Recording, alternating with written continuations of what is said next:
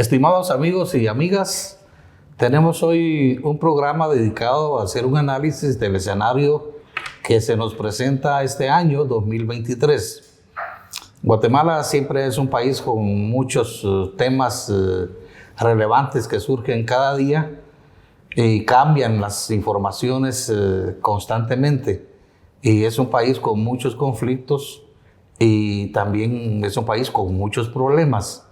Los gobiernos pasan y pasan sin pena ni gloria porque son gobiernos que son bastante infuncionales, sin objetivos, sin planes de desarrollo.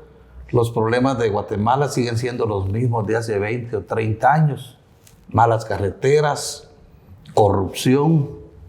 Ahora se nos agregan otros problemas como la cooptación y la corrupción en el sistema de justicia, que creo yo que es la principal amenaza para el proceso democrático que tenemos. Es ese sistema de justicia que está manejado por una corte o por cortes nombradas por el Congreso con intereses puramente políticos, partidarios, para proteger sus intereses y mantener el sistema de impunidad que caracteriza a Guatemala. Tenemos precisamente un conflicto que ha surgido en estos días, que es una confrontación con un país latinoamericano, Colombia. El Ministerio Público sigue persiguiendo a los que luchan contra la corrupción. Solo nos falta que pida la captura del secretario general de las Naciones Unidas. Ahora han pedido la captura de Iván Velázquez, que es ministro de la Defensa de Colombia.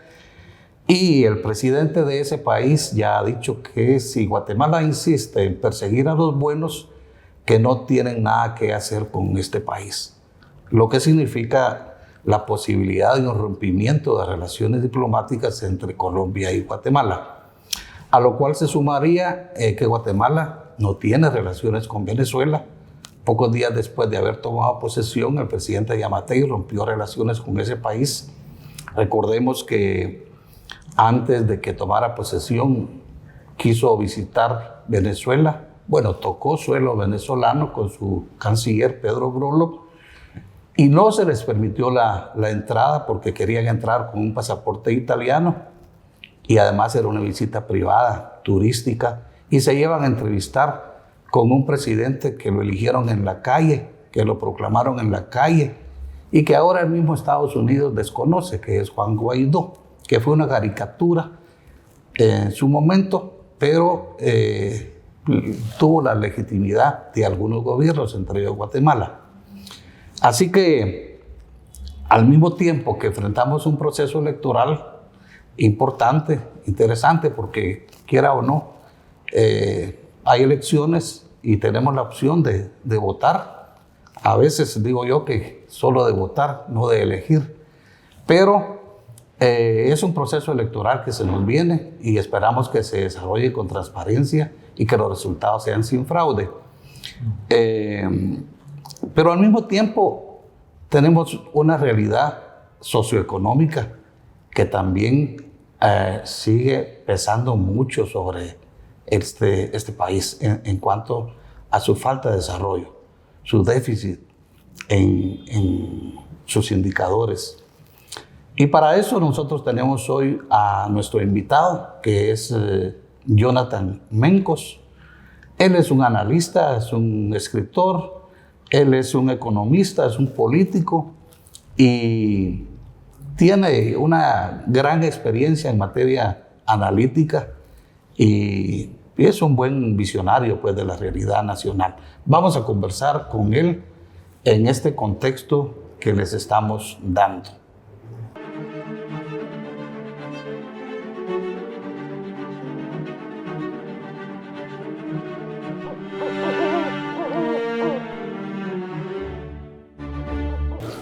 Jonathan, bienvenido a este programa. Gusto de saludarte. ¿Cómo estás? Bien, muchísimas gracias. Con mucha alegría de estar aquí, Byron. Muchas gracias por la invitación. Qué bueno. ¿Cómo va tu vida? ¿Cómo va tu trabajo? ¿Cómo va tu tu trayectoria, tu actividad política? Bueno, en este momento estoy caminando por Guatemala, reconociendo, reencontrándome con muchísimas personas y organizaciones y pues muy contento, volviendo a los orígenes por los cuales decidí estudiar economía y entender la economía desde una visión más de política. Porque muchos de los problemas que enfrentan las sociedades, incluso de la falta de aprecio por la democracia, tienen un nexo con la economía. La democracia en el siglo XXI tiene que tener sabor a caldo de frijoles en la mesa, tiene que tener olor a libros, tiene que tener escuelas, centros de salud que sean efectivos. De lo contrario, la democracia no es nada más abstracto que cualquier otro concepto.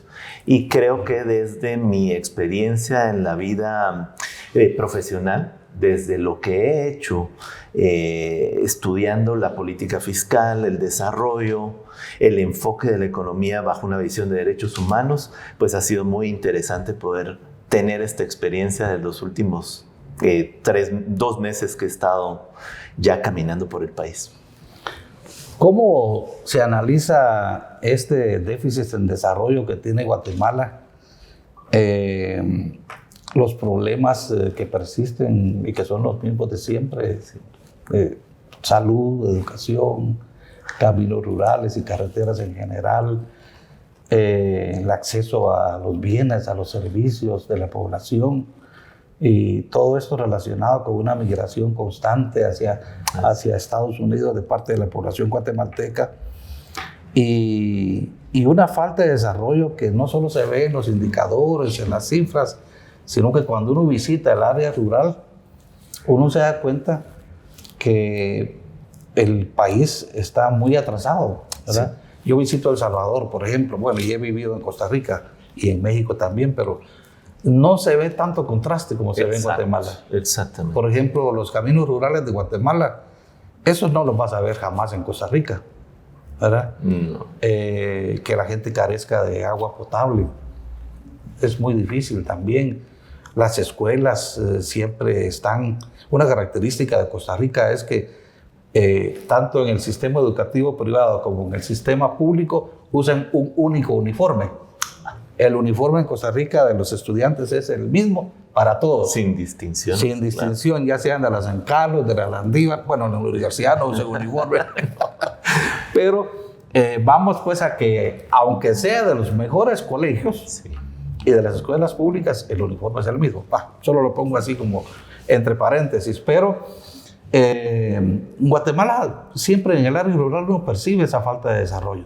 O sea, la gente vive quizá dependiendo solo de las remesas. Sí. ¿Cómo ves cuando palpas eso allá en el área rural? Bueno, efectivamente sí hay algunas cifras que nos revelan el tamaño del desastre en términos del fracaso del modelo económico y el fracaso también del modelo político.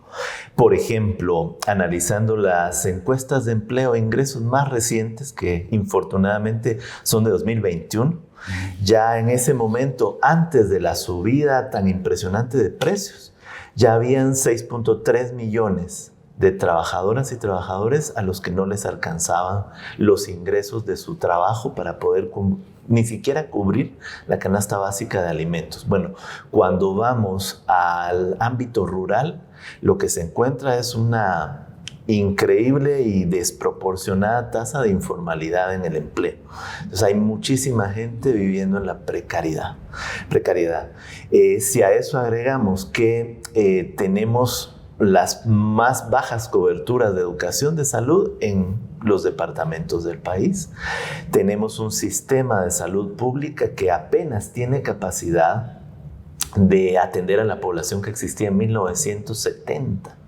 Entonces hay grandes brechas de desarrollo que se notan entre lo urbano y lo rural, entre las poblaciones indígenas y no indígenas, y por supuesto a mí me sorprende cómo seguimos manteniendo el último indicador de tasas de desnutrición que nos decía que más o menos la mitad de los niños y niñas menores de 5 años padecía desnutrición.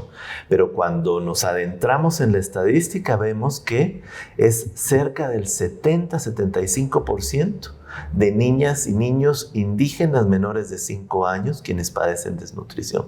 Esos datos hay que actualizarlos e infortunadamente, lejos de pensar en que ha habido una mejora, lo que ha habido es un mayor deterioro de las condiciones económicas y sociales.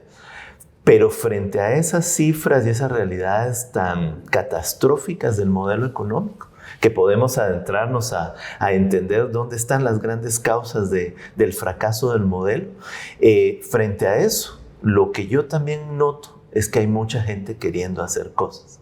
Te comentaba antes de iniciar el programa sobre reuniones en las que he tenido la oportunidad de participar con productores de granos básicos, y lo que uno nota, y productores de verduras y de frutas, y lo que uno nota es un enorme interés de seguir trabajando, de seguir haciendo las cosas que están haciendo, y lo único que piden es un poco de apoyo del poder público para poder agregar más valor a su trabajo. Estas personas son las que realmente mantienen en alguna medida esa idea de que Guatemala puede ser diferente. Y si a eso agregamos el enorme esfuerzo que hacen los guatemaltecos y guatemaltecas en el exterior, que envían remesas a sus hogares en Guatemala con el fin de protegerlos de un modelo social y económico que tiene un norte, pero es un norte en el que no cabemos todos, infortunadamente. ¿Dónde está la raíz de los problemas? La falta de recursos del país, la ausencia de Estado, digamos, el presupuesto está mal distribuido. Sí. ¿Cuáles son las razones principales para que no haya un mayor impulso al desarrollo? Sí, pues las que tú has mencionado están dentro de esas causas del subdesarrollo en Guatemala. Pero yo diría que hay una que es que en términos de decisión política se ha decidido que este sea un país en donde el modelo económico solo le hace bien a unos pocos y no a las grandes mayorías. Es un modelo económico muy basado en las discriminaciones, en la exclusión, en algo que yo digo una competitividad corrosiva. Esta idea de que podemos ser un país exportador, pero para competir en el mercado mundial tenemos que disminuir los salarios reales, por un lado, y disminuir el pago que los empresarios grandes hacen de impuestos al país. Y eso restringe por mucho el poder público, ¿verdad? Es un poder público, imagínate, el presupuesto de Guatemala, aún en tiempos de crisis, como la crisis de COVID, o las crisis de 2008, o la crisis en estos momentos de inflación, el Estado solo ha tenido capacidad de gastar 14 puntos del Producto Interno Bruto. Si lo comparamos con Centroamérica, el promedio de gasto de los estados centroamericanos es de 22%. Y si lo comparamos, bueno, si queremos ser muy retadores, pues los países más desarrollados tienen un nivel de gasto público que ronda el 40-42% del PIB. Eso implica, esos niveles de gasto tan importantes, implica en primer lugar una corresponsabilidad. Un país en donde para tener ese nivel de gasto hay que tener un nivel de ingresos y de pago de impuestos muy alto. Por lo tanto, quien administra el poder público tiene una responsabilidad enorme con los contribuyentes de rendir cuentas, de cerrar caminos a la corrupción, de no tener un mundo de opacidad como el guatemalteco. Y eso provoca entonces la posibilidad de planificar el desarrollo y que por lo tanto el poder público sí esté alineado con objetivos de educación, de bienestar, de empleo, incluso de transformación productiva y económica. En el caso de Guatemala, hay una decisión política para que este país no tenga esos niveles de crecimiento económico ni de bienestar. ¿Será que el gobierno o los gobiernos, mejor dicho, sean los únicos responsables? ¿Qué tanta implicación puede tener el sector privado Sí. la empresa privada en el desarrollo y en las políticas de gobierno. Total. Bueno, hay diversos estudios. Hay uno muy, muy importante que elaboró un politólogo estadounidense, Aaron Schneider, que habla sobre el poder de las élites en la configuración de los estados. Y lo que se reconoce en estas investigaciones es que el diseño del poder público y de sus fronteras tiene mucho que ver con decisiones de las élites, principalmente en países donde las democracias son tan débiles que, a pesar de los procesos democráticos, las élites continúan teniendo una cuota de poder y de decisión importante. Lo ves incluso en espacios de poder público en donde actores del sector privado toman decisiones. Las decisiones de Junta Monetaria, por ejemplo, espacios como Pronacom, espacios vinculados con la construcción de infraestructura como Covial, tienen manos privadas tomando decisiones públicas. Y después hay una decisión política que notamos a lo largo de la historia del país, desde los intentos de Vinicio Cerezo en el inicio del florecimiento, digamos, de la democracia, intentos frustrados de reformas fiscales porque la élite económica le impuso un tamaño muy pequeño al poder público y, por lo tanto, una muy poca capacidad de que sea un poder público que motive y cree condiciones para el bienestar y para la propia democracia. ¿El Estado guatemalteco es pequeño, mediano, grande? Porque esa es una discusión que por lo general tienen, sobre todo los economistas y los empresarios también han tenido su opinión sobre esto. Veo, el Estado de Guatemala es un Estado con muy poca capacidad de inversión, quizá. Sí. Bueno, a nivel centroamericano es el Estado más pequeño de todos.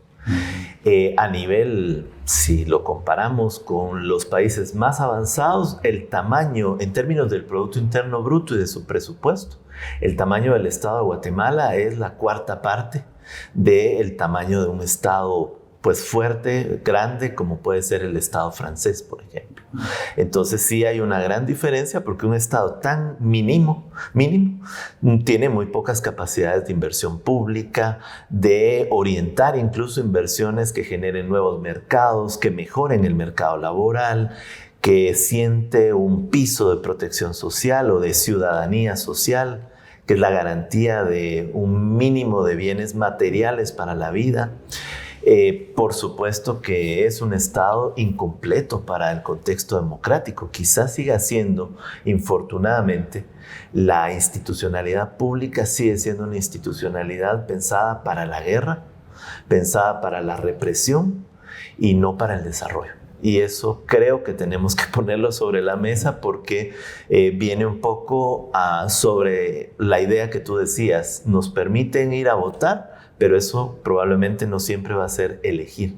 Elegir es otra cosa. Elegir debe ser sobre un contexto más amplio y no únicamente sobre lo que pasa hoy en una buena parte de la discusión política. Hay un único relato. O hay un relato que es hegemónico, el del Estado mínimo, el del Estado que no interfiere con la labor de las élites y de las grandes empresas, el del Estado que no da el pescado porque debe enseñar a pescar. Ese Estado que en términos económicos es un Estado neoliberal, no es resultado de leyes de la naturaleza, sino es resultado de decisiones políticas de quienes han gobernado y de la élite económica que ayuda, digamos, a gobernar o decide cómo se gobierna en Guatemala.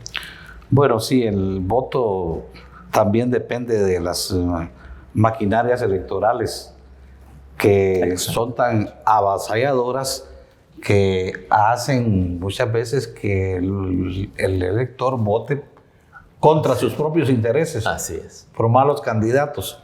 Ahora vamos a entrar a un año electoral y esto es nuestro próximo tema de conversación con Jonathan Mencos, economista y político, aquí con nosotros como invitado especial.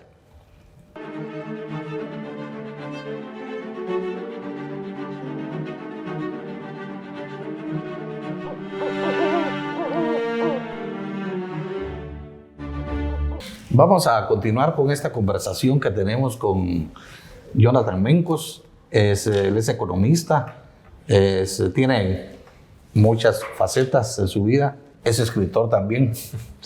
Y entonces hablábamos un poco sobre las condiciones socioeconómicas del Estado, es decir, de la realidad guatemalteca.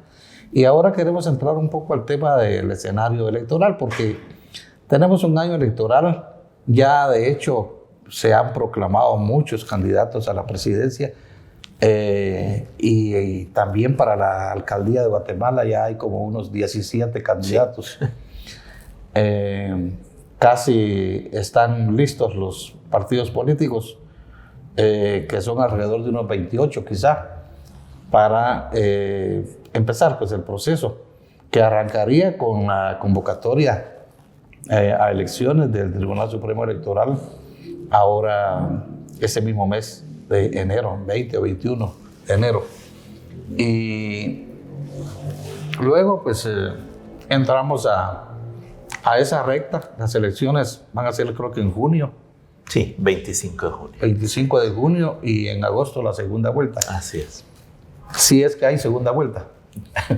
Pero en Guatemala todo es segunda vuelta porque no tenemos un candidato a un partido que gane con mayoría absoluta. Así es. Parece que en la historia de Guatemala, no sé, decían que solo, no recuerdo si Arbenz o Arévalo habían ganado por mayoría absoluta. Arévalo. ¿Verdad? Sí.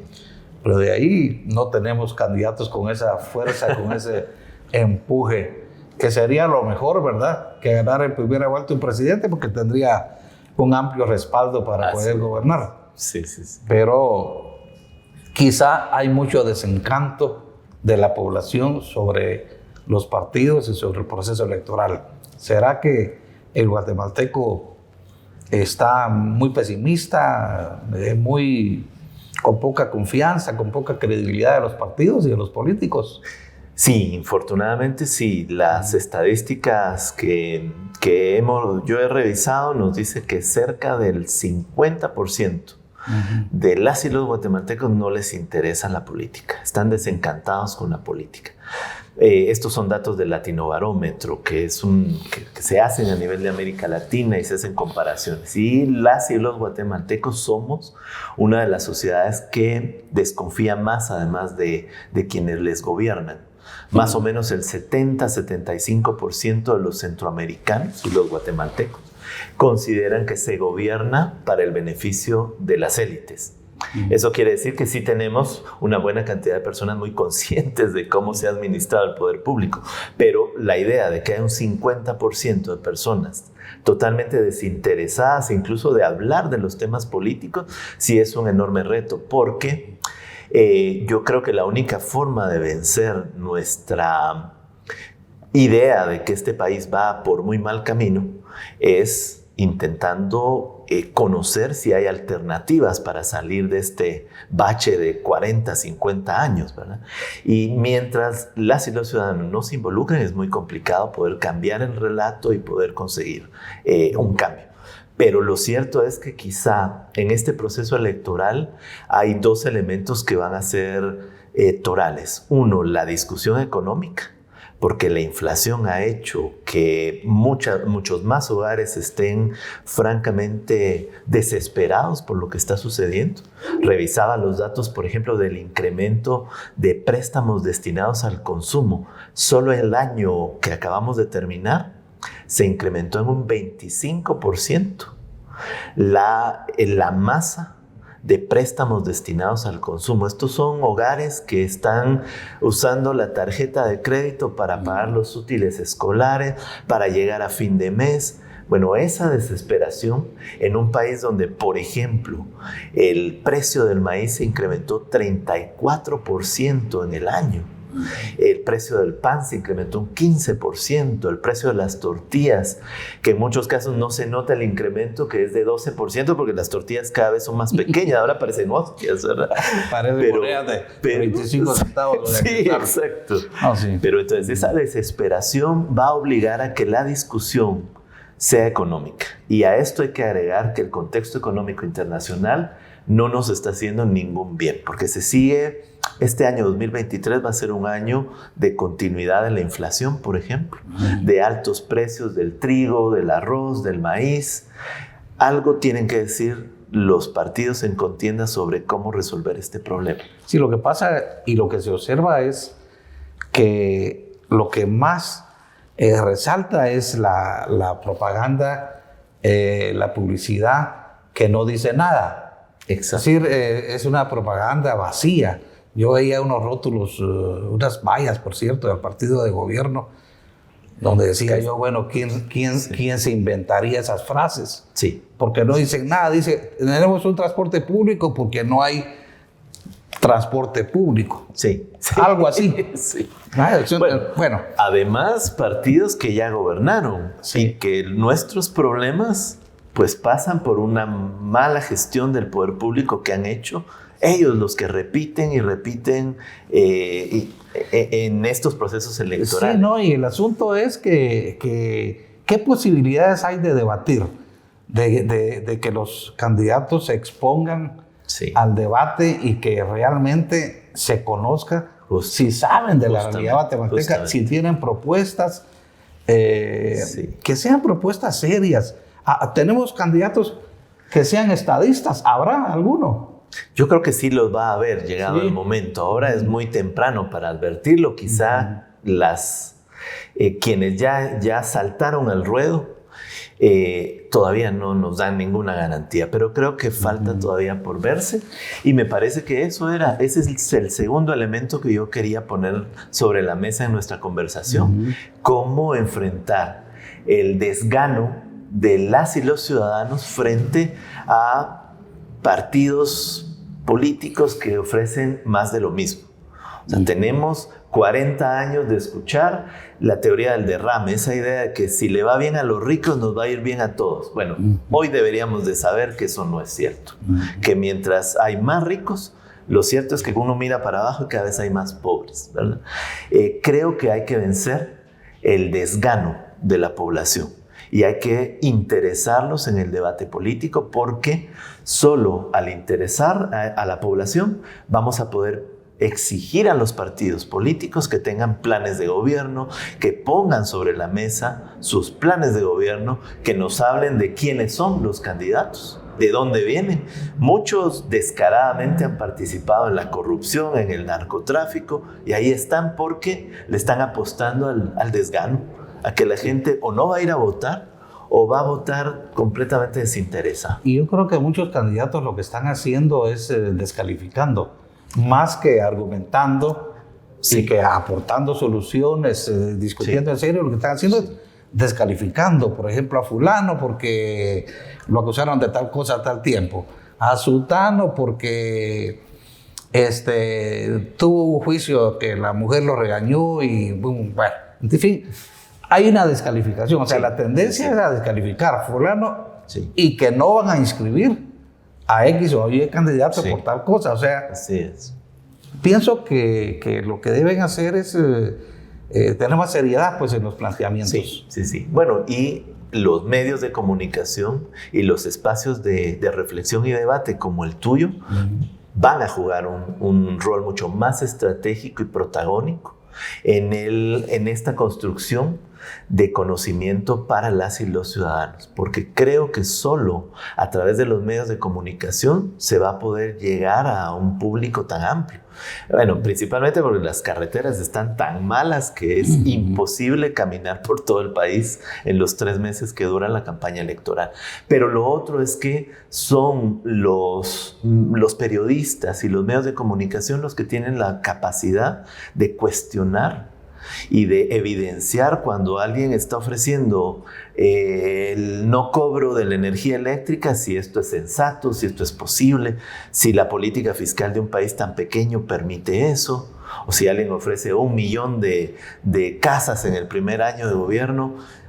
También creo que hay que hacer una evaluación de los planes de gobierno y la sensatez y la racionalidad, porque ofrecer puede cualquiera. Otra cosa que no se justifica es esa polarización en la que hay ciertos políticos o ciertos partidos en los que la manera pues, en que quieren plantear la lucha política, la lucha electoral, sí, con una polarización donde incluso a muchos se les pretende afectar en cuanto a decir que son de izquierda.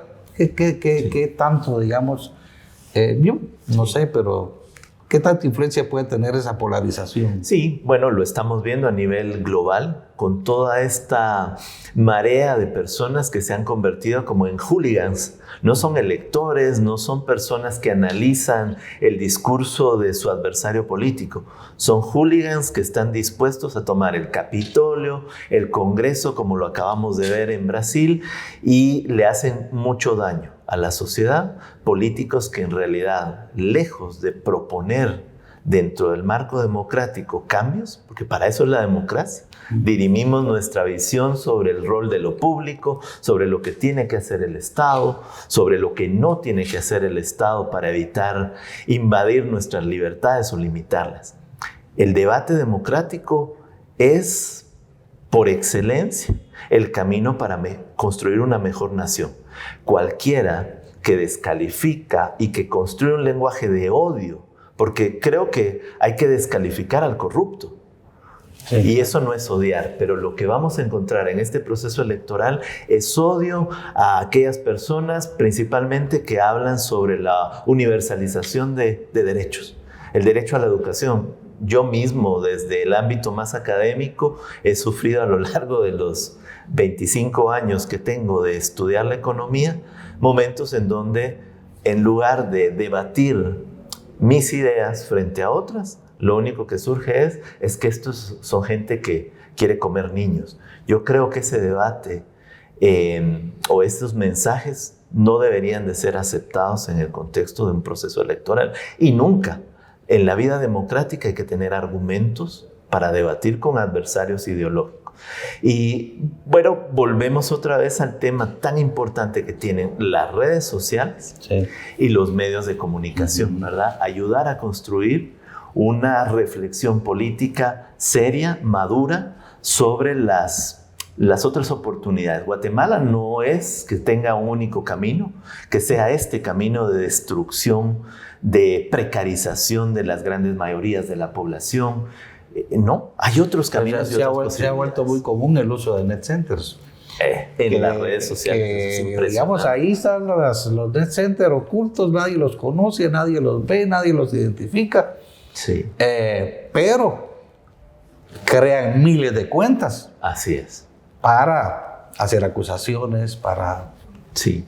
Pues, en el proceso electoral colombiano, recuerdo yo, que se le pidió, el Estado le pidió y la sociedad a las redes, como Twitter, Facebook, que cuidaran toda esta producción de net centers que surgen con mucho más fuerza en procesos electorales y que también ayudara a disminuir los mensajes de odio que son los más dañinos para la construcción democrática, ¿verdad? Desearía que el Tribunal Supremo Electoral tuviera una reflexión en torno a esto y se pudiera acercar a los dueños de las redes sociales, que al final son espacios privados, con muy poca regulación pública, a que por lo menos se les invite a tener filtros mayores en el contexto electoral de Guatemala. Eso creo que le haría mucho bien al proceso. A ver cómo funciona el Tribunal Supremo Electoral, porque yo recuerdo que el mismo sector privado, el CACIF, hace algunos meses pidió al Tribunal Supremo Electoral que participaran todos los candidatos, ¿verdad? Porque cuando empiezan las solicitudes de inscripción es cuando el Tribunal Supremo Electoral o el registro de ciudadanos, que se ha convertido casi en un registro supremo, que manda más que el Tribunal Supremo Electoral, les dice no a ciertos candidatos. Sí. Eso es un riesgo que tenemos, así ¿verdad? Sí. De que empiece el torpedeo de ciertos candidatos, no solo a presidentes, sino también a diputados, ¿verdad? Alcaldes. Sí, en general. Hay mucha discrecionalidad en eso, porque la experiencia que tuvimos en el 2019 fue una casi total discrecionalidad para sacar candidatos. Así es. Desde la presidencia, pues, ¿verdad? Que se sacó a varios candidatos. Ahora, no sé si cuál va a ser el comportamiento del Tribunal Supremo Electoral y si van a permitir que todos los candidatos que soliciten su inscripción primero tengan su finiquito, que la Contraloría, que ahora la Contraloría parece que va a ser el Tribunal Supremo Electoral. Es muy determinante la Contraloría. Sí, porque ahí hay mucha tela que cortar en la Contraloría. Y bueno, muchos políticos que recurren a juzgados departamentales para dejar demandas contra ciertos candidatos para impedirles que participen. Total, ¿qué tan garantía hay de que esto sea transparente? ¿Qué se espera de esto? Sí, yo creo que ya en estos días hemos visto campaña oficialista descaradamente invitando ya al voto, cosa que no debería de suceder en este momento. Hemos visto incluso utilizando bienes del Estado, vehículos para hacer la campaña electoral oficialista, y eso es muy lamentable. Sobre eso el Tribunal Supremo Electoral tendría que fijar una postura y bueno, y no hacerlo ya nos permite entender por dónde se está haciendo la jugada. Creo que lo otro que va a ser muy importante es que la sociedad haga un llamado a la comunidad internacional para que le den seguimiento al proceso electoral. Desde ahora, este viernes se hace el llamado a elecciones y el fraude, como lo hemos visto en otros países, no se consuma el día de las elecciones.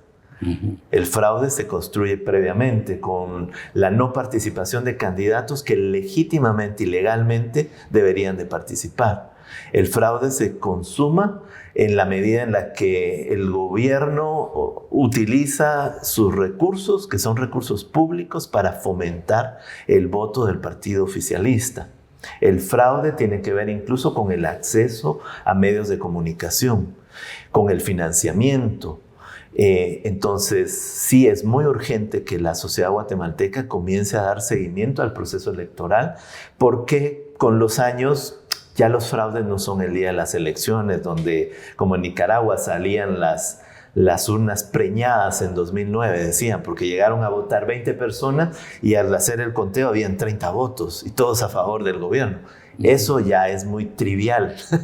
Ahora los fraudes son mucho más elaborados y comienzan desde antes del proceso electoral. Sí, no solo con esos impedimentos un poco discrecionales, sino también con la informática, ¿verdad? Que también es tan permeable. Bueno, de hecho en el 2019 hubo anuncios de fraude, hubo capturas, pero no pasó nada. Ese es pues un riesgo, pero esperemos pues que haya sobre todo vigilancia internacional. Por cierto, en estos días está aquí en Guatemala ya una misión exploratoria de la Unión Europea.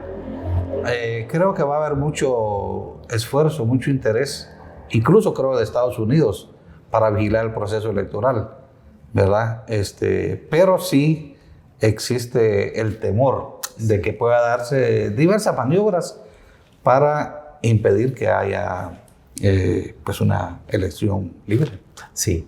Bueno, tenemos todo el enorme reto de vigilar el proceso electoral desde los diferentes espacios que ocupamos, desde la academia, desde como columnistas, como periodistas, como políticos. Creo que es un proceso que además va a determinar si el camino que sigue Guatemala es un camino de deterioro de la institucionalidad democrática, este camino que va a convertir al Estado, lo está convirtiendo en un Estado paria a nivel internacional, que tú lo mencionabas muy bien con el caso de Colombia, o si existe la oportunidad de detener el deterioro democrático y comenzar un camino que permita una mejora de las condiciones económicas, sociales y políticas del país, y permita que Guatemala juegue el rol estratégico que tiene que jugar en Centroamérica. Somos la economía, por el momento, somos la economía más grande, viven en Guatemala, cerca de la tercera parte de los centroamericanos. Guatemala tiene un rol estratégico que jugar en la región, pero no lo va a poder jugar mientras el poder público esté concentrado en deteriorar el Estado de Derecho y en no conseguir condiciones económicas para el desarrollo en el corto, mediano y largo plazo del país. Muchos ven las elecciones como un probable punto de quiebre, ¿verdad? Sí. Donde se defina qué va a pasar con el país, ¿verdad? Porque venimos de proceso de deterioro de la institucionalidad democrática, de concentración de los poderes. Así es. De un Congreso que ha legislado para atrás regresivamente. Sí. Tenemos una Corte Suprema de Justicia donde hay magistrados que debieron entregar ya sus cargos en 2019 y tenemos pues un deterioro bastante profundo de la institucionalidad. Las persecuciones a periodistas. Las persecuciones contra periodistas y contra gente que luchó contra la corrupción. Tenemos el caso de Chepe Zamora. Así es. Que este juez Freddy Orellana trasladó la audiencia a Mayo para tenerlo preso. Sí. Por un delito que es más grave el delito del juez, porque es prevaricato. Así es. Que el delito que se atribuye a José Rubén Zamora. Pero estamos en una situación muy complicada. Entonces muchos ven que las elecciones pueden ser o esto sigue o se detiene. Sí, sí, sí. Yo tengo esa visión. Creo que es una oportunidad para contener el proceso de deterioro que nos puede estar acercando más a la Honduras de Juan Orlando Hernández, donde entre la corrupción, el narcotráfico y la élite mantuvieron un deterioro y en vilo la democracia y a la propia ciudadanía, hasta llegar a extremos como lo que estamos viendo en Nicaragua. No es un deterioro inmediato, pero ese es el camino que llevamos. No llevamos el camino a ser una Costa Rica en donde las instituciones se fortalecen, en donde hay un debate público, en donde hay una lucha permanente para que el país se inserte, por ejemplo, en la Organización para la Cooperación y Desarrollo, como lo ha logrado Costa Rica, que es como el club de los países que empujan el desarrollo global. Ese es un camino que podríamos llevar, pero no es el actual. Y si el poder público continúa siendo administrado por las mismas manos que lo han administrado en los últimos 40 años, pero con especial énfasis en los últimos 2 gobiernos, creo que el camino de Guatemala es un camino muy, muy desastroso. Y muy incierto. Entonces hay mucho en juego en este proceso electoral. Bueno, pues muchas gracias, Jonathan, por tu análisis, por tu presencia en este programa. Les recordamos que este programa se ve en vivo y en directo en 21 departamentos a través de las empresas asociadas y en el canal TV+. Y que adicionalmente también le pueden dar seguimiento en las redes sociales, en YouTube, en Instagram. Y esperamos pues que el proceso electoral se desarrolle con normalidad, que el Tribunal Supremo Electoral efectivamente funcione como un Tribunal Supremo y que no sea la Contraloría General de Cuentas de la Nación la que se convierta en el Tribunal Supremo de Elecciones. Y que las elecciones sean una puerta de entrada a un futuro próximo, mucho más claro para el país, sobre todo para este sistema democrático que a veces vemos naufragar. Muchas gracias y nos vemos hasta la próxima semana.